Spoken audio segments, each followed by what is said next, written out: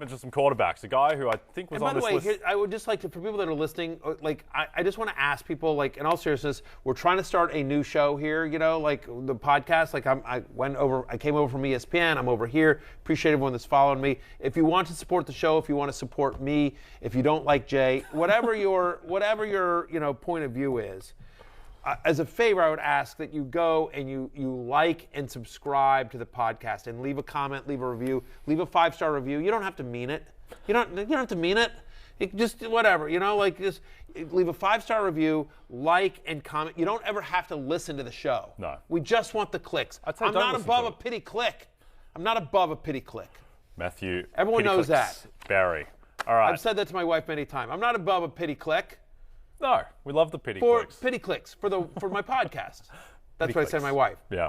Yeah, a pity click. Pity clicks. There you go. All right, let's jump into the love list. Tom Brady, who was on this list last week, I believe, starting to pile up the yards and has a very kind matchup, well, a relatively kind matchup at Pittsburgh. They're big favorites in that game. Yeah, he was on the love list, made me look smart. He's back on the love list again.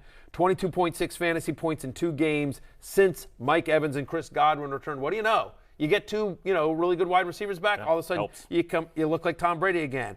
Both those games, he had over 50 passing attempts, over 350 passing yards, and now he gets a Pittsburgh Steelers, a decimated Pittsburgh Steelers team, a team that will be honestly struggling to move the ball against Tampa Bay. Steelers, bottom 3 in the NFL in both passing yards and passing touchdowns allowed this season.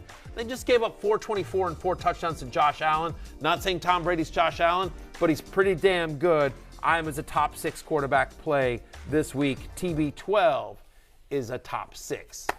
Yeah, good. Well done. TB12 is T6. Yeah, they're not all winners, kids. No, they're not. Been up all night writing love hate.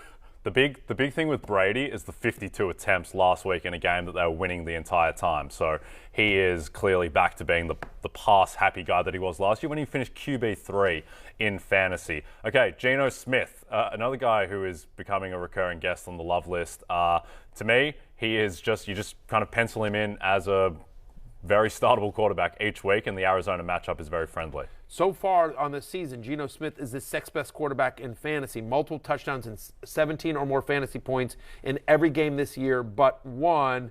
He's averaging over 300 passing yards over his last 3 games, Jay. And you mentioned the Arizona matchup here. This is the second highest over-under on the slate per BetMGM. 51 is the last number I saw for this matchup. So we expect a lot of points to be scored here. And I use Geno Smith as the perfect example of, because my whole column this week is all about trades. Yep. And why you should never veto. Don't veto. When you veto, it is your way of saying, hey, I'm not good enough to win on the virtual field.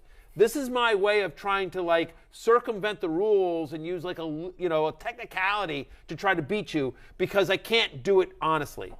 Everyone should be allowed to coach their team, even if it's badly, right? Because think about this. At the beginning of the year, Jay Croucher. Yes, Matthew. If you and I were in a league together and I traded you Geno Smith for Russell Wilson. Yeah. Everyone would have said, whoa, that's a lopsided trade. You're taking advantage of the dumb Australian, right? That's what people in the league would have said. Yeah. And you would have actually looked smart 5 weeks in because no one wants Russell Wilson and Geno Smith is the 6th best quarterback in fantasy, right? Exactly. Same thing at the beginning of the year. Hey, I'm going to trade Jared Goff for your Matthew Stafford. And everyone would have been like, whoa, why you keep taking advantage of the dumb Australian?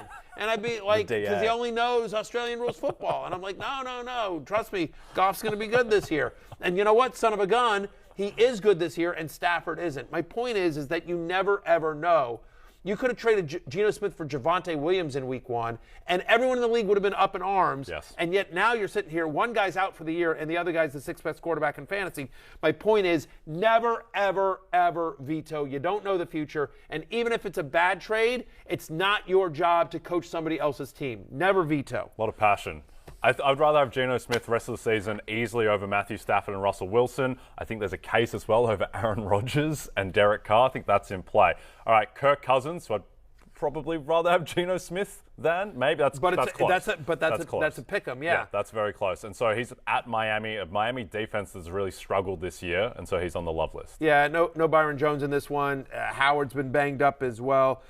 Dolphins allow the 5th most passing yards this season, right? They're allowing 8.3 yards per pass attempt. That's 3rd highest in the NFL. And Kirk Cousins, as we talked about in the preseason, like Kevin O'Connell wants to throw. He's had at least 38 pass attempts in 4 straight games. He's had over 270 passing yards in every game this year but one. Kirk Cousins makes the love list. I think he's a top 10 quarterback play this week. Yep. Okay, another couple of guys who have underperformed relative to expectations but are on the love list this week are Aaron Rodgers, home to the Jets, suddenly frisky New York Jets, and Matthew Stafford, home to the not frisky at all Carolina Panthers. Multiple touchdown passes in 4 straight games for Aaron Rodgers, and just a gut call. Losing in London, I just think they come back and this is a game that I just feel like he has to get right here. I'm at QB 13, so I think he's an upper tier quarterback too, as well. And so Aaron. So you meant that's Aaron Rodgers. Also, just mentioned Trevor Lawrence real quickly as well.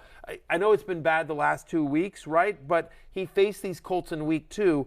18.5 fantasy points against them, and then people are like, well, the Colts are so good against opposing quarterbacks, and I'm like, they are. They're top 10 in terms of fewest fantasy points allowed to opposing quarterbacks, but look at who they've faced.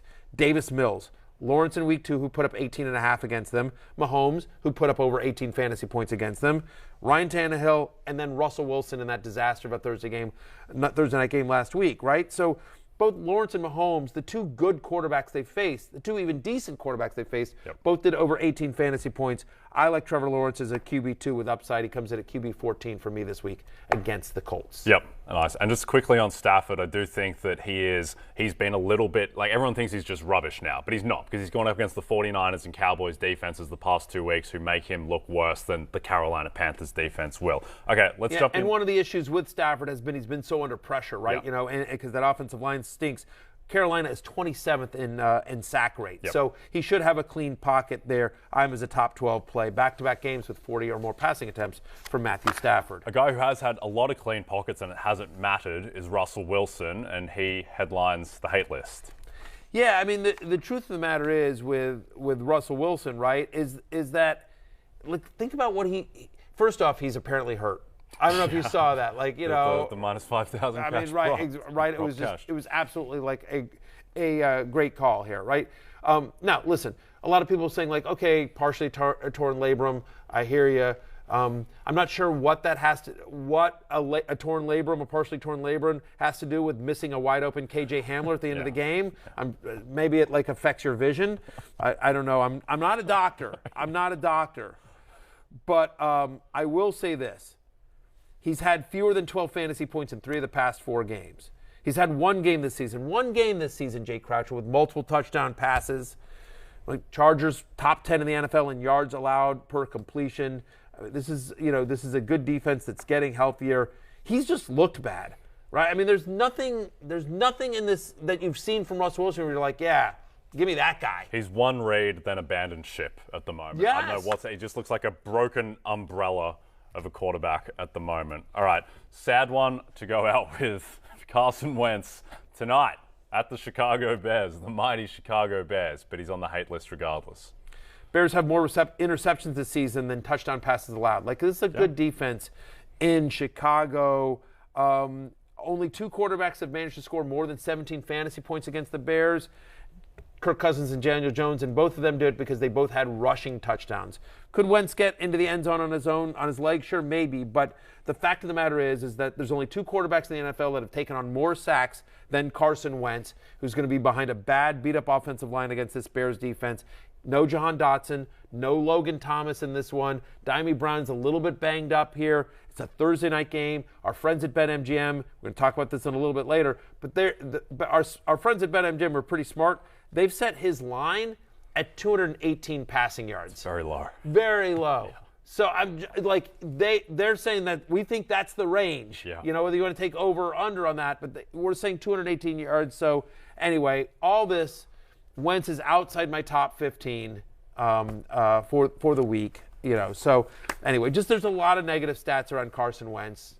Appreciate we had a listener of the podcast, Ron R. from Washington, D.C. send all the negative stats in. So wherever you are, Ron R., we appreciate all those negative Wentz stats. And good work weaving in Logan Thomas into the segment, even though he's not playing. Good job by you. All right, we're going to go to break. When we come back, more on that blockbuster. Like I just Commanders, keep it going. Bears. Like I'm just consistent. Like it's annoying. Destruction He'll never tour. get Logan Thomas in, and yet here I do. I just keep getting Logan Thomas in day after day, week after week, month after month, year after year. Hey, it's Matthew Berry from NBC Sports and RotoWorld.com. Just want to thank you so much for watching what you just watched, or at least being too lazy to click out of it after the autoplay just kept it going. So either way, thank you so much for just letting it scroll by your screen. And now I'd like to ask you respectfully, okay? Respectfully, please subscribe to the NFL on NBC YouTube channel for the latest NFL news, fantasy headlines from RotoWorld, and betting analysis from NBC Sports Edge.